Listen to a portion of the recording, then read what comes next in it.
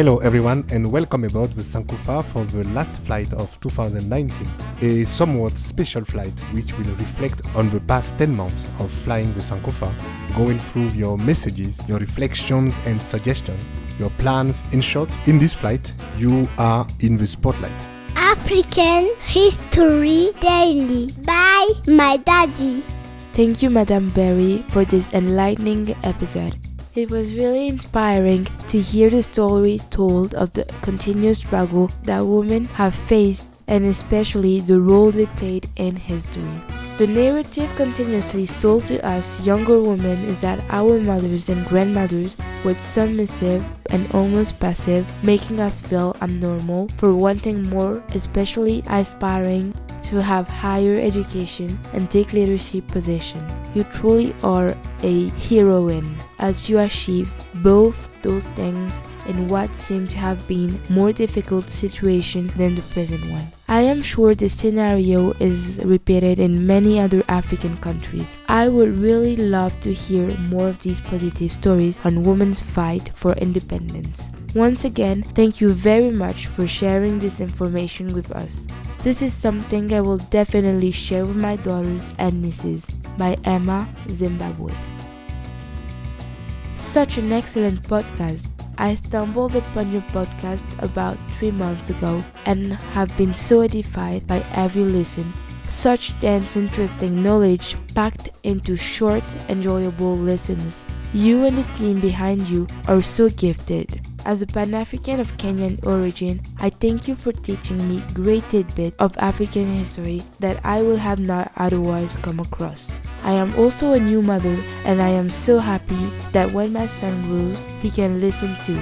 He is 10 months old and I play when we go for walks together in the evenings. Keep doing this. I live in Uganda, so we are intra-African migrants. I have a dream of one day hosting a playground or club of other African expat kids where we all study African history together. When these dreams becomes a reality, can you be one of our mentors? Thankful for doing such a great service to Africans everywhere. By Sarah, Kampala, Uganda.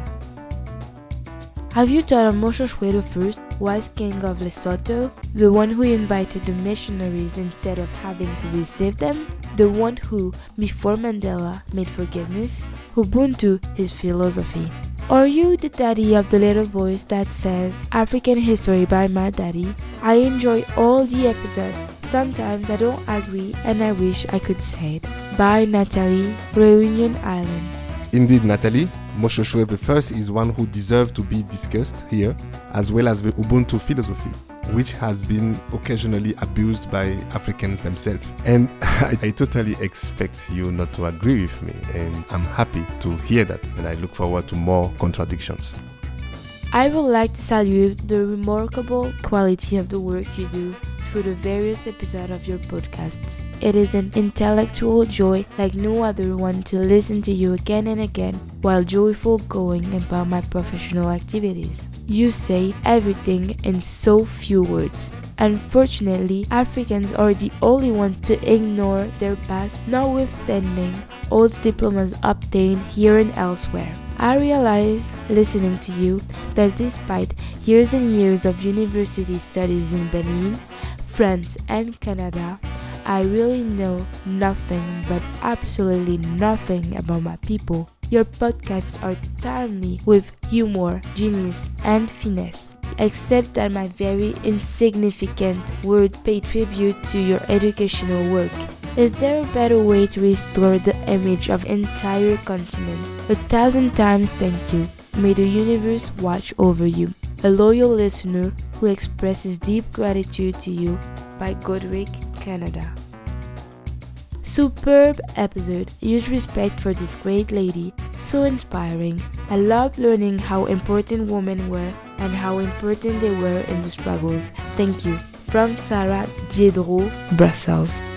Thank you for this topic. We are confused and desperate. How is it possible? Have there already been concrete actions to try to change national anthems in certain countries? From Dalb 75. Yes, change is coming slowly. A country like Niger decided to change their national anthem this month replacing the current one by one that was written by a national artist. Better late than never. Your podcasts are wonderful. I was wondering if it would be possible to have the text of the podcast because I am a French teacher in Canada and that could help the class. Otherwise, it does not matter. We will continue to listen to them, take notes, discuss them. Thank you very much for this brilliant podcast. Holy Leclerc, Canada. The problem is that in Africa, there are thousands of languages even in the same country. How to choose the language among all our languages? The Western languages made it possible to unify partially Africa. If I were to choose one language for all Africa, I would propose Swahili, the most spoken African language, from Exchequer. Swahili was indeed chosen by the African Union to be taught in all schools in Africa. But obviously, our leaders don't see the point of it. They don't see the point of it, and obviously, this poses the question of the meaning of leadership in Africa. My African cliché of the day is a big love. Big love because when I started this podcast 10 months ago, I really had no idea where this was exactly heading. But I kept going, I kept growing thanks to the love that you kept sending. And after almost 60 episodes, I still don't know where this is going. But what is certain is that I have currently 124 topics already waiting to be discussed in the next year. So before we get to the next year, I wanted to also send you my love, lots of love to you all, to you, Bege, Ida, Deborah, to the so white American Michelle, and to Stephanie, the Black Majestic, and to you also, Samba, Laurel, Evelyn, and everyone else. To all of you who attended the first edition of the African Bubble Costume Party, you guys have amazing costumes of African figures, and I look forward to the next edition. Big special love to you, Nidi the Coquette.